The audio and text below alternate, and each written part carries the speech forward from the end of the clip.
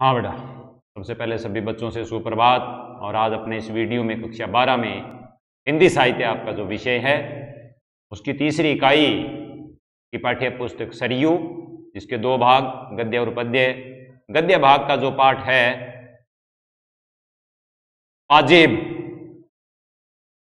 कहानी, पाजेब एक कहानी है जैनेन्द्र कुमार जी की। तो आज अपनी जो चर्चा है वो इसी पाठ पर रहेगी। यद्यपि जैनेन्द्र जी का व्यक्तित्व और कृतित्व मूल पाठ, और उसके बाद में मैंने आगे पाठ को पढ़ाना शुरू कर दिया था। तो मेरा सभी बच्चों से आग्रह रहेगा कि वे अपने सरयू पाठ्य पुस्तक का पाजेब पाठ निकाल करके और पृष्ठ संख्या 89 आओ ऊपर ही ऊपर इस पृष्ठ के 89 पेज के ऊपर ही ऊपर से पढ़ना शुरू करें मेरे साथ। देखिए बेटा, पाजेब तो घर के अंदर इधर उधर हो जाती है, अब उसी के बारे में होती नहीं है, लेकिन वो बच्चे आपस में उन्हीं को पाजेब दी जाती है। तो लड़का है आशुतोष, वो भी बाईसाइकिल मांग रहा है। ये घटनाक्रम चल रहा है, यानी कथा आगे बढ़ रही है। उसी संदर्भ में आशुतोष कहता है भाई जन्मदिन पर मुझे भी बाईसाइकिल चाहिए। बुआ उसको समझा रही है। आशुतोष बाबू ने कहा कि हम बाईसाइकिल जरूर लेंगे जन्मदिन वाले रोज दिन जन्मदिन आएगा उस दिन मैं साइकिल लूंगा। बुआ ने कहा कि हाँ यह बात पक्की रही, जन्मदिन पर तुमको बाईसाइकिल मिलेगी। चलो ठीक है, वायदा हो गया तुम्हारे साथ बेटा कि जिस दिन तुम्हारा जन्मदिन आएगा जन्मदिन के उपलक्ष्य में तुम्हें बाईसाइकिल दिलाई जाएगी। इस तरह वह इतवार का दिन हंसी खुशी पूरा हुआ, यानी उस दिन रविवार था, एतवार था। तो एतवार को वो हंसी खुशी में पूरा जो परिवार था उसने इस तरह से इस दिन को व्यतीत किया। शाम होने पर बच्चों की बुआ चली गई। पाजेब का शौक घड़ी भर का था, वह फिर उतार कर रख रखा दी गई जिससे कहीं खो न जाए। पाजेब चांदी की होती है, कीमती होती है बेटा, मूल्यवान होता है ये गहना, और बच्चे कहीं इधर उधर न कर दे। बड़े जो घर में होते हैं वो ऐसी चीज़ों को संभाल करके और सुरक्षित रखते हैं उनको। पाजेब वह बारीक और सुबुक काम की थी और खासे दाम लग गए थे। सुबुक काम, सुंदर काम, अच्छे शुभ कार्यों पर, विवाह शादी आदि ऐसे कोई उत्सव कोई और कार्यक्रम होता है तो ऐसे अवसरों के ऊपर ये आभूषण है वो धारण किए जाते हैं।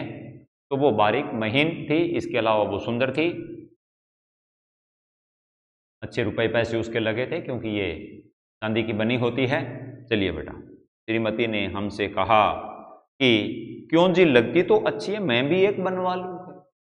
तो गृहिणी बोल गई, औरतों को गहने बहुत प्रिय होते हैं।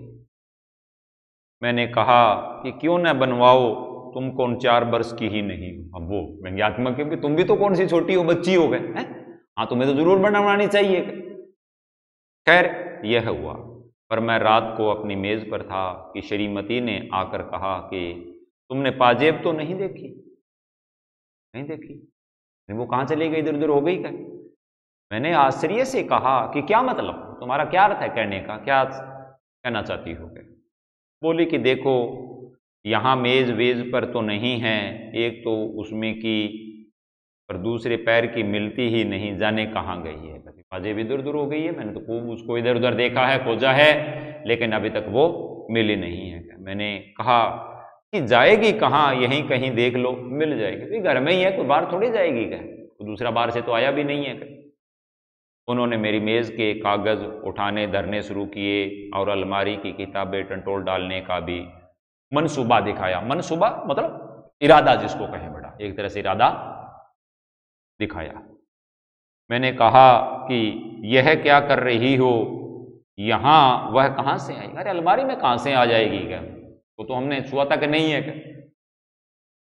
जवाब में वह मुझी से पूछने लगी कि फिर कहाँ है? तो फिर है कहाँ, अगर यहां नहीं है तो कहाँ है क्या? मैंने कहा कि तुमने ही तो रखी होगी। कहाँ रखी? मैंने तो इसको छुआ तक नहीं है। अब इधर उधर जहां कहीं रखी है तो वो तुमने ही रखी है, कहीं औरतों का ही काम है। बतलाने लगी कि मैंने दोपहर के बाद कोई 2 बजे उतार कर दोनों अच्छी तरह संभाल कर उस नीचे वाले बक्स में रख दी थी। इनको छोटा संदूक होगा, उसके बारे में वो बता रही है। अब देखा तो एक है, दूसरी गायब है, यानी 2 पाजेब, दोनों में से एक गायब है। मैंने कहा तो चलकर भाई इस कमरे में कैसे आ जाएगी? भाई वहां रखी है तो यहां कैसे आ जाएगी? रखी तुमने वहां है, फिर यहां थोड़ी आ जाएगी। भूल हो गई होगी, एक रखी होगी, एक कहीं कहीं फर्श पर छूट गई होगी, देखो मिल जाएगी, कहीं जा नहीं सकती। का इस तरह से उन दोनों के अंदर वार्तालाप चल रहा है। वो आपस में जिक्र कर रहे हैं कि कहीं इधर उधर तो नहीं हो गई हैं। वो बता रही हैं, तर्क दे रही है। फिर वो कह रहा देखो तो सही, कहीं इधर उधर यहीं कहीं होगी। आपस में चल रही है बातचीत। इस पर श्रीमती कहा सुनी करने लगी, तो तुम तो ऐसे ही हो, खुद लापरवाह हो, दोष उल्टा मुझे देते हो। कह तो रही हूं कि मैंने दोनों संभाल कर रखे। ये औरतों का स्वभाव होता है, स्वाभाविक प्रवृत्ति होती है बेटा। वो अपनी ओर से मतलब अपने आप को दोषी नहीं मानती।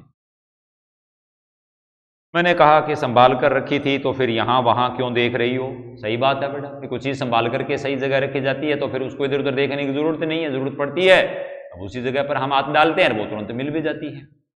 जहां रखी थी वहां से ले लो उन्हें, वहां नहीं है तो फिर किसी ने निकाली होगी। अगर वहां तुमने जहां रखी थी वहां वो नहीं मिल रही है तो इसका मतलब किसी ने निकाल ली है।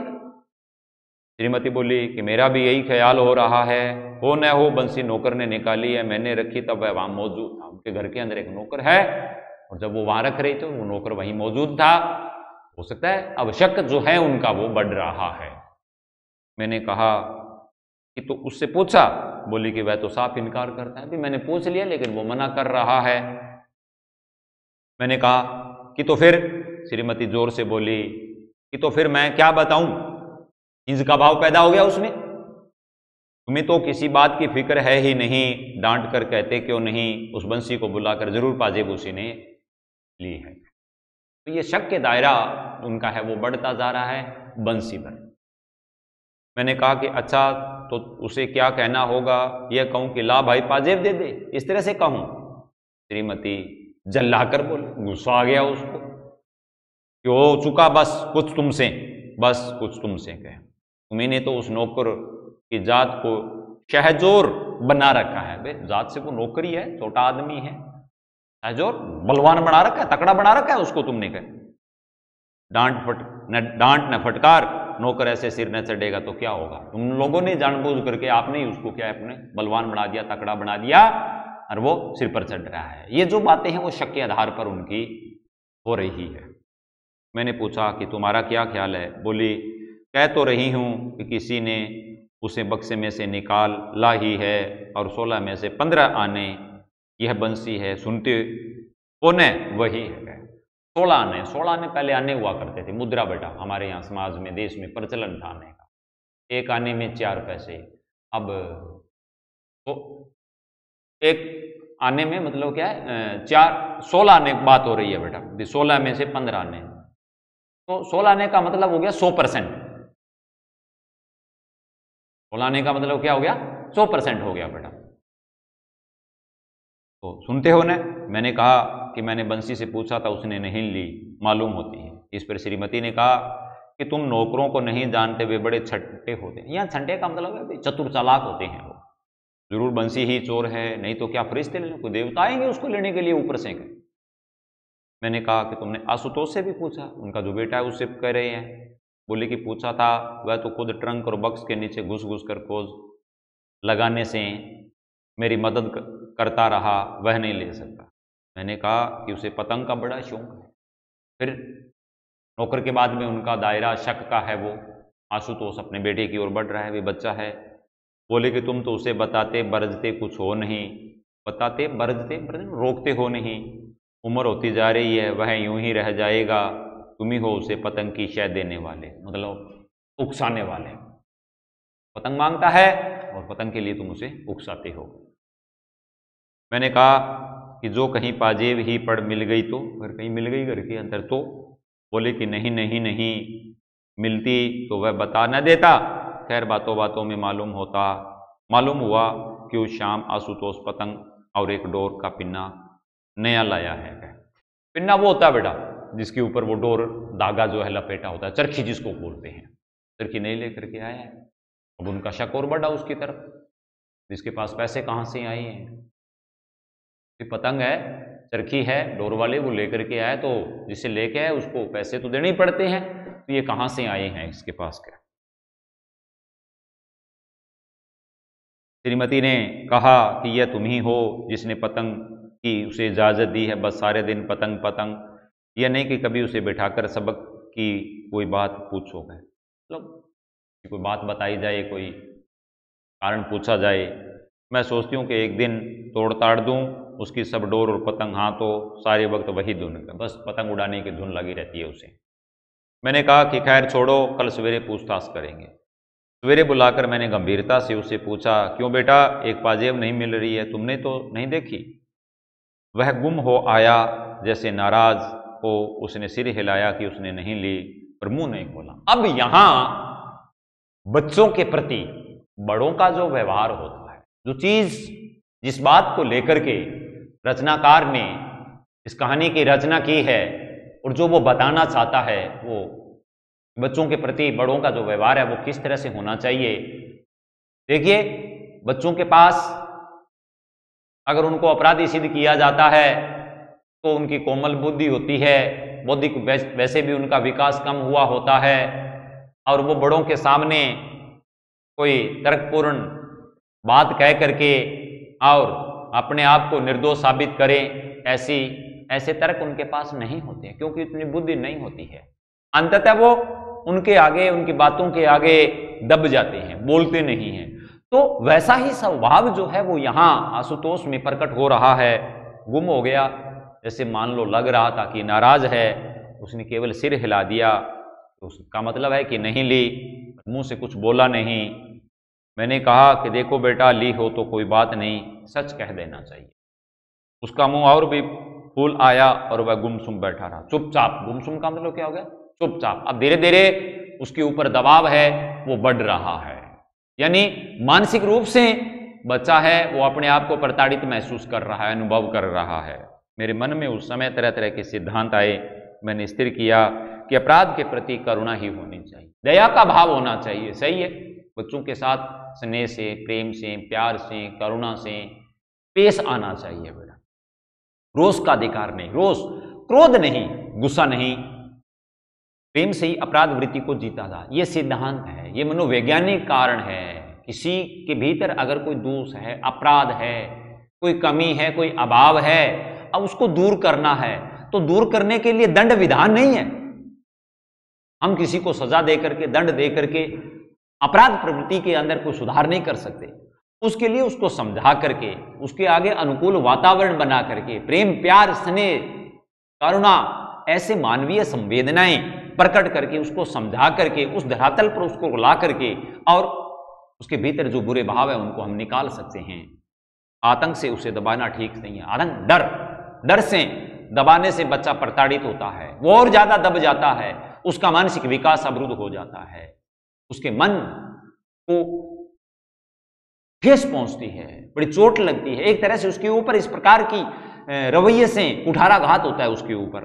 बालक का स्वभाव कोमल होता है, क्यों? वो स्वभाव से कोमल, और सदा ही उसे स्नेह से व्यवहार करना चाहिए। ये सुझाव है एक तरह से कि बच्चों के प्रति किस प्रकार से पेश आना चाहिए, ये सुझाव दिए गए हैं, नोट कर लेना पड़ेगा। मैंने कहा कि बेटा आशुतोष, घबराओ नहीं, सच कहने में घबराना नहीं चाहिए। ली हो तो खुलकर कह दो बेटा, हम कोई सच कहने की सजा थोड़ी दे सकते हैं, बल्कि सच बोलने पर तो इनाम मिल सकता है, यानी तुम्हें पुरस्कार दिया जाएगा। आशुतोष सब सुनता हुआ बैठा रह गया, उसका मुंह सूजा था, मतलब फूला हुआ था। वह सामने मेरी आंखों में नहीं देख रहा था, रह रह कर उसके माथे पर बल पड़ रहे थे, मतलब भीतर से वो गुस्सा जो है, आक्रोश है, वो पनप रहा था और माथे पर सलवटें हैं वो उभर रही थी। क्यों बेटा, तुमने ली तो नहीं? उसने सिर हिलाकर क्रोध से अस्थिर और तेज आवाज में कहा, मैंने नहीं ली। सही है, वो निरपराधी है, नहीं ली, नहीं ली, यह कहकर वह रोने को वो आया, पर रोया नहीं, आंखों में आंसू रोक लिए। ऐसा होता है जब दबाव ज्यादा बढ़ता है तो बच्चे रोने को होते हैं। उस वक्त मुझे प्रतीत हुआ उग्रता दोष का लक्षण है। उग्रता एहसास हुआ आशुतोष के पिता को कि उग्रता है वो रोष का एक दोष का लक्षण है। मैंने कहा कि बेटा डरो नहीं, अच्छा जाओ ढूंढो, शायद कहीं पड़ी हुई वह पाजेब मिल जाएगी तो हम तुम्हें इनाम देंगे। वह चला गया और दूसरे कमरे में जाकर पहले तो एक कोने में खड़ा हो गया, कुछ देर चुपचाप खड़े होकर वह फिर यहाँ वहाँ पाजेब की तलाश में लग गया। बच्चा सही है, गलत नहीं है, उस पाजेब की वो खोजबीन में जुट गया है, लेकिन पारिवारिक बड़ों के सामने वो अब बोल नहीं सकते। मैंने पहले बता दिया बेटा, उनके पास ऐसे शब्द नहीं होते हैं, इतनी बुद्धि नहीं होती है, सिर्फ वो हाँ या ना ही कह सकते हैं। बेटा लग गया। श्रीमती आकर बोली कि आंसू से तुमने पूछताछ लिया, क्या ख्याल है? मैंने कहा कि संदेह तो मुझे होता है, नौकर का काम तो है नहीं। श्रीमती ने कहा नहीं जी, आशुतोष भला क्यों लेगा, एक तरह से वो माँ जो है वो अपने पुत्र का पक्ष ले रही है। मैं कुछ बोला नहीं, मेरा मन जाने कैसे गंभीर प्रेम के भाव से आशुतोष के प्रति उमड़ रहा था। पिता होने के नाते स्वाभाविक बात है, वो जानता भी है। देखिए बेटा, हाँ यहाँ भी हम ये कह सकते हैं माता पिता अपने बच्चों के बारे में जानते हैं, उनकी प्रवृत्तियों के बारे में, उनकी गतिविधियों के बारे में, उनके चाल चलन रवैये व्यवहार आदि के बारे में जानते हैं। मुझे मालूम होता है कि ठीक इस समय आशुतोष को हमें अपने सहानुभूति से वंचित नहीं करना। जो घटनाक्रम चल रहा है उसके अनुसार उसके प्रति हमें सहानुभूति दिखानी चाहिए, उसे सहानुभूति से वंचित नहीं करना चाहिए, बल्कि कुछ अतिरिक्त स्नेह समय बालक को मिलना चाहिए। इन हालातों के अंदर और ज्यादा प्रेम प्यार उसे देना चाहिए, ताकि हो सकता है वो सही बात है वो उगल दे। मुझे ये एक भारी दुर्घटना मालूम, मतलब जो कुछ हम उसके साथ कर रहे हैं, हम उससे पूछ रहे बहुत बड़ी उसके लिए क्या है, घटना दुर्घटना है। मालूम होता था अगर आशुतोष ने चोरी की है तो उसका इतना दोष नहीं, बल्कि यह हमारे ऊपर बड़ा भारी इल्जाम है। सही बात है बेटा, बच्चे अगर इस प्रवृत्ति की ओर कदम बढ़ाते हैं तो कहीं ना कहीं वातावरण में, और वातावरण से घर परिवार है, माता पिता भाई बहन आसपास वाले सभी उसमें आ जाते हैं बेटा। कहीं ना कहीं उसकी परवरिश करने में, उसके सामने वातावरण तैयार करने में, माहौल देने में कोई चूक रही है, तभी तो उस प्रवृत्ति के अंदर वो उसने कदम आगे बढ़ाई है। अन्यथा ये बुरे भाव उसके अंदर आते कैसे, ये काम वो कैसे कर सकता था? तो एक समझदार व्यक्ति होने के नाते वो इस चीज को महसूस भी कर रहे हैं। बच्चे में चोरी की आदत भयावह हो सकती है, बड़ी भयानक। आज छोटी छोटी चोरी कल चल करके बड़ा चोर नामी दामी बन जाएगा, लेकिन बच्चे के लिए वैसी लाचारी उपस्थित हो आई, यह और भी कहीं भयावह है। लाचार कि वो कुछ बता नहीं रहा है, गुमसुम है अपने आप के अंदर। ये हमारी आलोचना है, हम उस चोरी से बरी नहीं हो सकते, ये दोष हमारा है, ये चोरी हमारी है, इससे हम बरी नहीं हो सकते। मैंने बुलाकर कहा अच्छा सुनो, देखो मेरी तरफ देखो, ये बताओ कि पाजेब तुमने छुन्नू को दी है ना? वह कुछ देर नहीं बोला, उसके चेहरे पर रंग आया और गया, भाव आए और गए, अच्छे बुरे जो भी। मैं एक एक छाया ताड़ना चाहता, मैं एक एक भाव छाया चुपचाप, मतलब पता करना छाया चुपचाप। तो इस प्रकार से जो आशुतोष के पिता है वो एक एक बात का हाव भाव के द्वारा उसके भीतर की मनोस्थिति जो है उसको समझना चाहते थे। मैंने आश्वासन देते हुए कहा कोई बात नहीं, हाँ हाँ बोलो, डरो नहीं, ठीक बताओ बेटे कैसे हमारा सच्चा बेटा है। मनोबल इस प्रकार से बढ़ा रहा है, उत्साहित उसको कर रहे हैं। मानो बड़ी कठिनाई के बाद ने उसने अपना सिर हिलाया दबाव में आकर के। मैंने बहुत खुश होकर कहा कि दी है ना छुन्नू को? उसने सिर हिला दिया।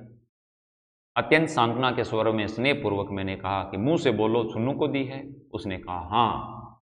वो विवश हो जाता है, दबाव बढ़ गया उसके ऊपर, बार बार उन्हीं बातों को सुन रहा है, अब क्या करता बेचारा। मैंने अत्यंत हर्ष के साथ दोनों बाहों में लेकर उसे उठा लिया, कहा कि ऐसे ही बोल दिया करते हैं अच्छे लड़के, आंसू हमारा राजा बेटा है। गर्व के भाव से गोद में लिए मैं उसकी मां की तरफ गया, उल्लासपूर्वक बोला कि देखो प्रसन्नता के साथ हमारे बेटे ने सच कबूल किया, पाजेब उसने छुन्नू को दी। सच्चाई है उसने पाजेब नहीं चुराई है, उसे जानबूझ करके उगलवाया गया है, उसने उगला नहीं है, उसके सामने ऐसा वातावरण निर्मित कर दिया गया है बेटा, और जिससे वो प्रभावित होकर के गर्दन हिला रहा है, छुन्नू आदि का नाम ले रहा है। सुनकर मां उसकी बहुत खुश हो आई, उन्होंने उसे चूमा, बहुत शाबाशी दी और उसकी बलैया लेने लगी। यानी किसी का बलैया का मतलब किसी का संकट अपने ऊपर लेना, जैसे औरतों का स्वभाव होता है इस तरह से हाथों से वो करती है बेटा, तो इस तरह से वो बलैया लेने लगी। इसका मतलब होता है कि किसी का जो संकट होता है उसको अपने ऊपर लेने की कामना करना, इच्छा करना। आशुतोष भी मुस्कुराया, थोड़ा सा मुस्कुरा दिया उसने, अगरचे एक उदासी भी उसके चेहरे से दूर नहीं हुई, किंतु अगरचे करता है किंतु, लेकिन अभी तक उसके चेहरे की उदासी जो है वो दूर नहीं हो रही। तो मुस्कुराने का मतलब भीतर प्रसन्न है, अंदर से खुश है वो, तो वो चेहरे पर आनी चाहिए, लेकिन चेहरे से क्या था, उदास था। इसका मतलब भीतर उसके कुछ और चल रहा है। उसके बाद अलग ले जाकर मैंने उसे बड़े प्रेम से पूछा कि पाजेब छुन्नू के पास है ना, जाओ मांग ला सकते हो उससे। आशुतोष मेरी ओर देखता हुआ बैठ रह गया। अब जाई कैसे, दी तो वो लेके आई। मैंने कहा कि जाओ बेटे ले आओ। उसने जवाब में मुंह नहीं खोला, गुमसुम बैठा रहा। मैंने आग्रह किया, आग्रह में निवेदन नहीं होता, दबाव होता है, बल होता है बेटा। तो वह बोला कि छुन्नू के पास नहीं हुई तो वह कहां से देगा। मैंने कहा कि तो जिसको उसने दी होगी उसका नाम बता देगा। सुनकर वह चुप हो गया। मेरे बार बार कहने पर वह यही कहता रहा, पाजेब छुन्नू के पास न हुई तो वह देगा कहां से, कहां से देगी, क्या कहां से देगा। अंत में हार कर मैंने कहा, तो वह कहीं तो होगी। अच्छा तुमने कहां से उठाई थी, बड़ी मिली थी, और फिर नीचे जाकर वह तुमने छुन्नू को दिखाई। हाँ। फिर उसी ने कहा कि इसे बेचेंगे। हाँ, अब उनके हाँ में हाँ मिला रहा है। वातावरण ऐसा बना हुआ है उसके सामने। कहां बेचने को, कहा मिठाई लाएंगे, नहीं पतंग लाएंगे। अच्छा पतंग को कहा, हाँ उसी के पास होने चाहिए ना, या पतंग वाले के पास होगी, जाओ बेटा उससे ले आओ, कहना हमारे बाबूजी तुम्हें इनाम देंगे, पुरस्कार देंगे। वह जाना नहीं चाहता था। उसने फिर कहा कि छुन्नू के पास नहीं हुई तो वह कहां से देगा। मुझे उसकी जिद बुरी मालूम हुई, वो जो बार बार छुन्नू का नाम ले रहा था उसके पास नहीं तो वो कहां से देगा, ये जिद लगी, बुरा लगा। मैंने कहा कि तो कहीं तुमने उसे गाड़ दिया है, क्या किया है, बोलते क्यों नहीं। वह मेरी ओर देखता रहा और कुछ नहीं बोला। छोटे बच्चे होते हैं अक्सर वो ऐसा ही अपनी ओर से रवैया है वो प्रकट करते हैं। मैंने कहा कि कुछ कहते क्यों नहीं। वह गुमसुम रह गया और बोला नहीं। मैंने जब डपट कर कहा कि जाओ, रोष में गुस्से में आकर कहा, जाओ जहां हो वहीं से पाजेब ला करे लाओ, लेकर आओ। जब अपनी जगह से नहीं उठा और नहीं गया तो उसे कान पकड़कर उठाया, कहा कि सुनते हो, जाओ पाजेब लाओ, नहीं तो घर में तुम्हारा काम नहीं। अब उसके ऊपर क्रोध प्रकट किया जा रहा है। वातावरण उसके आगे और ज्यादा कठिन है, यानी विषम परिस्थितियां वो पैदा की जा रही है उसके सामने। उस तरह उठाया जाकर वह उठ गया और कमरे के बाहर निकल गया। निकलकर बरामदे के एक कोने में रूठा मुंह बनाकर खड़ा रह गया, गुमसुम खड़ा हो गया वहां। मुझे बड़ा क्षोभ हो रहा था, क्रोध आ रहा था। ये लड़का सच बोलकर अब किस बात से घबरा रहा है, यह मैं कुछ समझ नहीं सका। मैंने बाहर आकर जरा धीरे से कहा कि जाओ भाई जाकर छुन्नू से कहते क्यों नहीं हो। पहले तो उसने कोई जवाब नहीं दिया, और जवाब दिया तो बार बार कहने लगा छुन्नू के पास नहीं होगी तो कहां से देगा। वही उसी के पास जवाब, और वो जानता है, पता है, हमें भी पता है कि छुन्नू के पास नहीं है पाजेब। अब वो अपनी जगह सही है, लेकिन उसके ऊपर माता पिता की तरफ से दबाव है, वो बढ़ाया जा रहा है, मानसिक प्रताड़ना उसको एक तरह से मिल रही है। मैंने कहा कि जितने में उसने, हाँ पहले तो उसने मैंने कहा कि जितने में उसने बेची होगी वह दाम दे देंगे, समझो ना, जाओ तुम कहो तो।